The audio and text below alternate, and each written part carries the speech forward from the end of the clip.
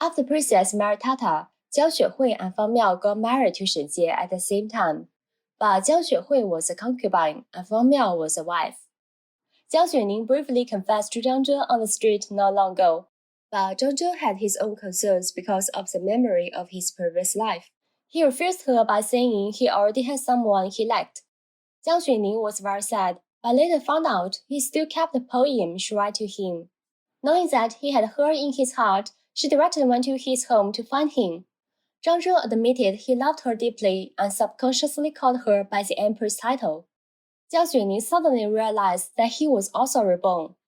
Zhang Zhe said, in fact, he refused her before because he was afraid she would find out about his rebirth. If so, she would feel very guilty, as Zhang Zhe's mother also died when he was in prison in his previous life.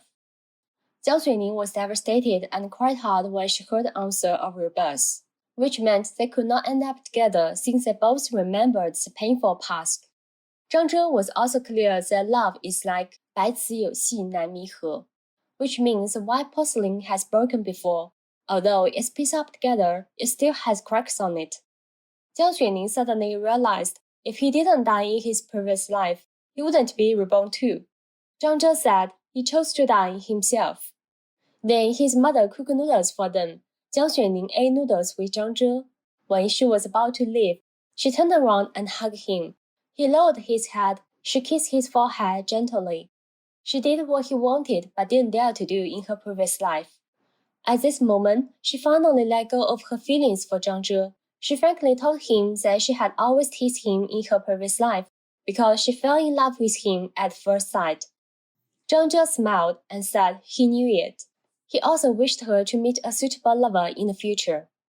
Later, Jiang Xuening persuaded her father to allow her to leave the capital and go to province Shu. She came up with this idea for 3 reasons.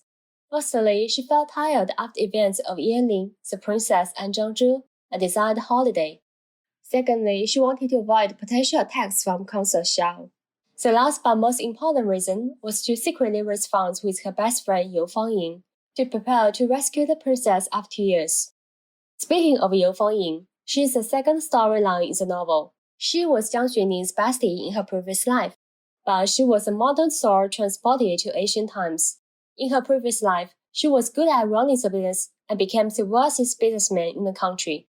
In the end, she was threatened by Xie Wei to hand over all her wealth to help him launch the rebellion. However, the soul of Lady You in this life is not the same soul of the previous life.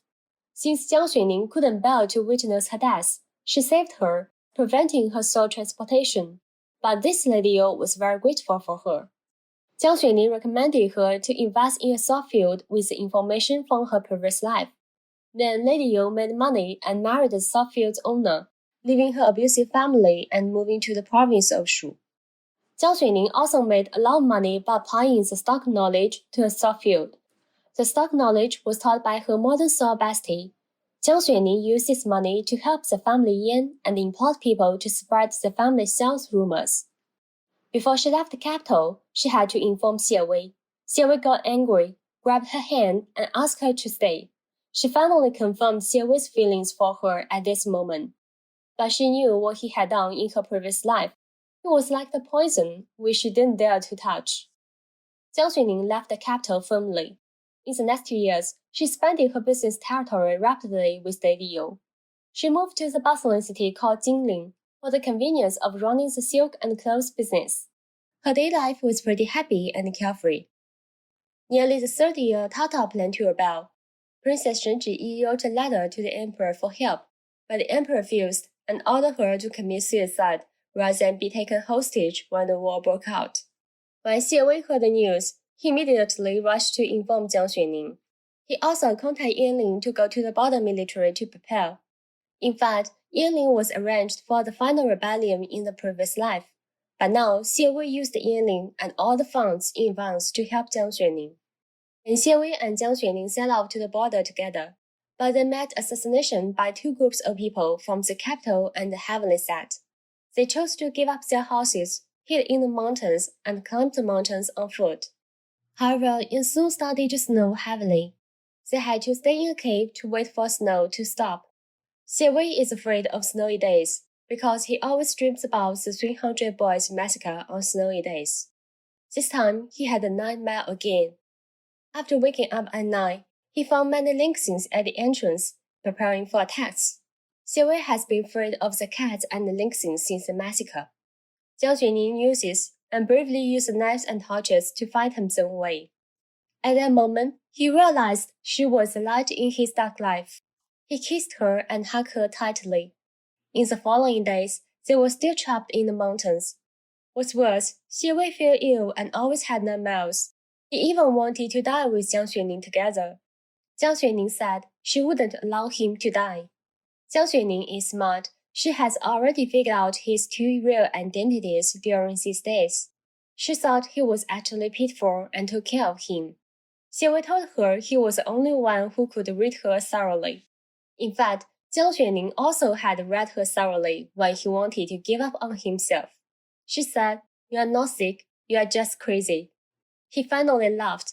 Now he knows she truly understands him. Later, they walked out of the mountain with reinforcements from his guards. Xie Wei wrote a fake imperial decree and sent it to Yanling, asking him to use the decree to get military power and control the troops. The emperor was very angry when he heard the news of Yanling's action, but the war was about to begin, and he had to order Xie Wei to monitor Yanling. It happened to fall into Xie Wei's plot. Then Xie Wei can control the military power justifiably. In the border city, Jiang Xuening and Yanling were happy to see each other again. Yanling is willing to follow Xie Wei's order because he already knows Xie Wei is his cousin. His father guessed Xie Wei was his nephew on Yanling's birthday and confirmed before the exile. Successfully, Yanling won the war and rescued the princess. All civilians were very grateful to him and supported him.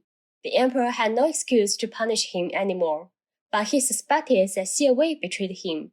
Kosa Xiao advised the emperor to send Zhou Yingzhi to investigate source of funds and food used for the war to find the mastermind behind it.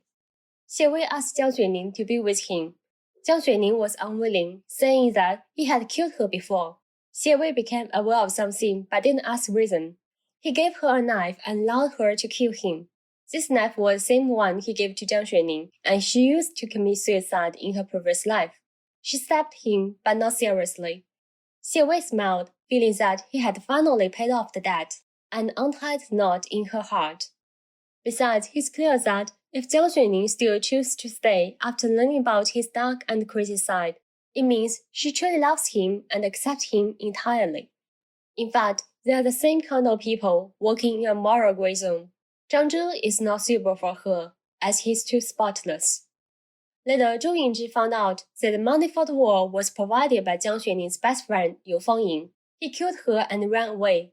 Before You Fang Yin died, she told Jiang Xuening that she always felt Jiang Xuening sometimes looked at another person through her. She was afraid she was not as good as that person, so he studied hard to do business and helped Jiang Xuening with her best. Jiang Xuening cried and said, "No, you are the best, Fang Yin. It is you who made me believe that I can change my fate. It's not I saved you, but you saved me." Later, Jiang Xuening mourned her at the grave, but she was suddenly kidnapped by the people of the Heavenly Set. They were assigned by Xie Wei's adoptive father, the leader of the Heavenly Set, who found out Xie Wei betrayed him. In the next video, Xie Wei will rush to save Jiang Xuening and use his adoptive father to launch his final revenge. So see you in the Part 5 video.